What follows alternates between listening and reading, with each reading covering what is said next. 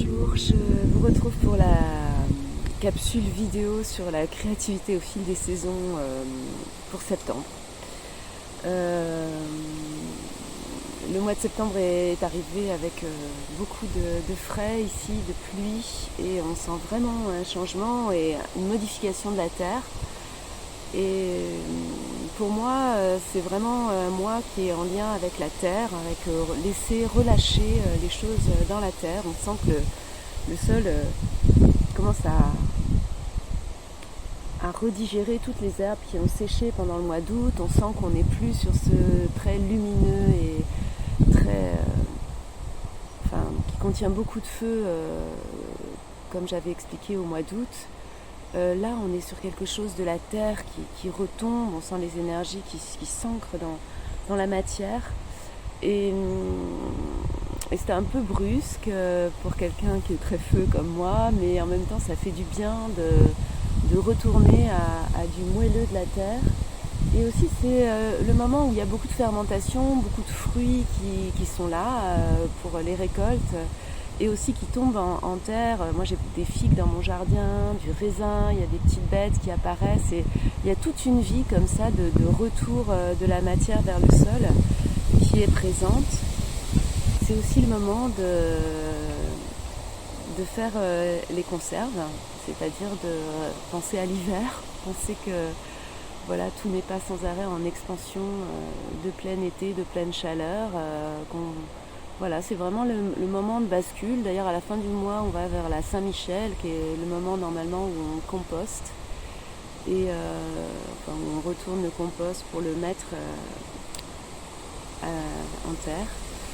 Et donc, il y a vraiment tout ce travail d'organisation pour l'hiver, quoi, en fait. D'organisation pour la saison froide qui s'enclenche à ce moment-là. Pour la créativité, moi, en fin d'été, début septembre, je fais souvent les couleurs végétales. Donc, il y a quelques fruits, quelques baies, quelques fleurs qu'on peut récolter pour les couleurs végétales. C'est aussi le moment de faire le plein pour l'hiver de toutes les feuilles qui vont tomber après. Le tremble, l'érable. Il y a beaucoup de feuilles qui vont bien se conserver au frigo après cuisson, après extraction de la fibre de cellulose. Voilà, et donc c'est intéressant d'en ramasser, de faire les cuissons, d'organiser en fait les provisions quoi, pour l'hiver, quand il y aura moins de choses vertes, moins d'abondance. Pour la créativité en soi, qu'est-ce que ça veut dire ? Peut-être qu'on ne peut pas sans arrêt aller vers l'extérieur. Moi, je finis en fait une grande période d'exposition qui a commencé en février. Je vais décrocher la dernière exposition là, fin septembre. Et c'est vrai que ça me fait du bien. Tous les gens me disent alors c'est quand la prochaine expo ? Mais je dis mais là j'ai vraiment besoin de... Alors ça tombe bien avec cette saison pour moi, peut-être parce que je le vis de cette façon-là. Ça tombe bien d'avoir un moment en fait de retour à la terre aussi pour moi, de réorganisation des projets, de réorganisation de mon temps. J'ai très envie d'écrire un livre sur ma pratique depuis longtemps, donc voilà, je me souhaite de m'organiser un petit peu mieux là en septembre. Ça va bien avec la rentrée aussi.